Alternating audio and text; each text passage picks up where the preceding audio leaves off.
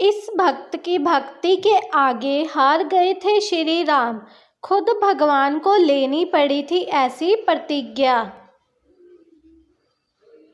रामायण ऐसी प्रेरक, रोचक और भक्तिपूर्ण कहानियों को समेटे हैं जिन्हें जरूर जानना चाहिए। इन्हीं में से एक रोचक कहानी प्रभु श्री राम के अनन्य भक्त जाम्बवन जी की है। जाम्बवन जी ब्रह्मा के अंशावतार माने जाते हैं। भगवान की आराधना, सेवा और सहायता करने के भाव से ही उन्होंने जाम्बवन के नाम से ऋषि रूप में अवतार लिया था। दरअसल ऋषि के रूप में अवतार लेने का कारण था कि उन्होंने रावण को वरदान दे दिया था कि उसकी मृत्यु नर, वानर आदि के अतिरिक्त किसी देवता आदि से ना हो।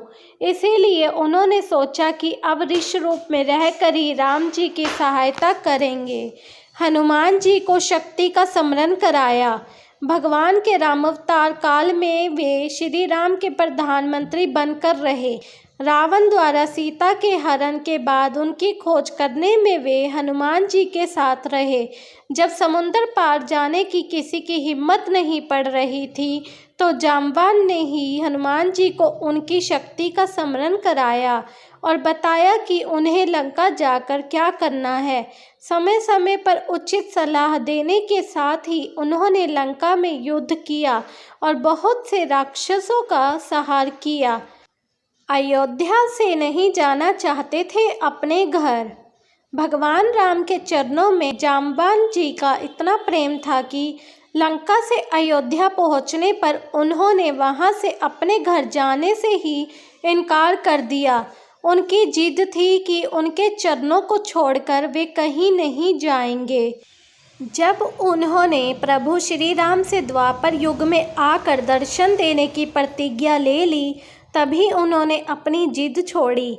घर आकर भी वे दिन रात भगवान का ही चिंतन मनन करते रहे।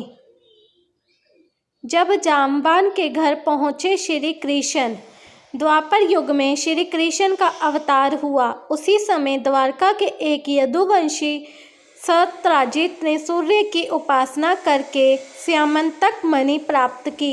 एक दिन उसी मणि को पहनकर सत्यजित का छोटा भाई प्रसेन जंगल गया, जहां एक सिंह ने उसे मारकर मणि छीन ली। बाद में ऋषिराज जाम्बवन ने सिंह को मारकर वही मणि प्राप्त कर ली। इधर द्वारका में यह बात फैल गई कि श्री कृष्ण उस दिव्य मणि को चाहते थे और उन्होंने प्रसेन को मार कर मणि को ले लिया होगा। बस इसी बात पर मणि की खोज करने वे निकल पड़े।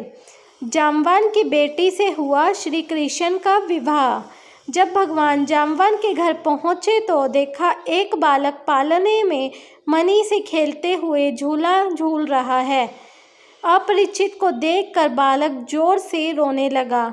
श्री कृष्ण मणि को निहारने लगे तो धाएं चिल्ला उठी। भगवान को इस रूप में देखकर जाम्बवन नहीं पहचान सके। दोनों के बीच 27 दिनों तक भयंकर युद्ध चला पर कोई हारा नहीं। भगवान ने एक जोरदार घूंसा जड़ा तो जाम्बवन कमजोर पड़ गया। तुरंत ही उनके मन में विचार आया कि उनके प्रभु के अतिरिक्त किसी में भी ऐसी ताकत नहीं है। इस भाव के आते ही उन्होंने देखा कि उनके सामने धनुष बाण लेकर प्रभु श्री राम खड़े, जिनसे आज्ञा लेकर वे अयोध्या से निकले थे। तब उन्होंने तुरंत प्रभु को साक्षात प्रणाम कर पूजन किया और उसी मणि के साथ ही अपनी पुत्री जामवंती को समर्पित कर दिया। आपको मेरी वीडियो कैसी लगी कमेंट करके ज़रूर बताइएगा। वीडियो पसंद आई हो तो मेरे चैनल को लाइक, शेयर और सब्सक्राइब करना ना भूलें। धन्यवाद। जय श्री राम।